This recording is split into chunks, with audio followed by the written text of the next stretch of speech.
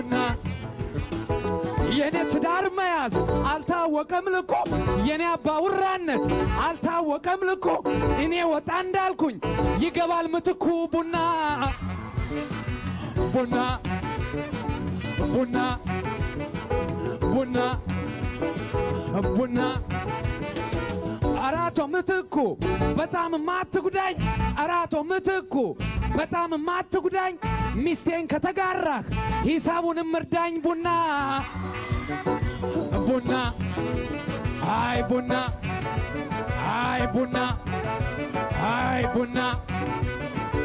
አራቶ ምትኩ እንዴት ቢደላው ነው አልጋው የኔ ነው አንሶላው የኔ ነው እኔ ስራ ሲሄድ የሚያድረው እሱ ነው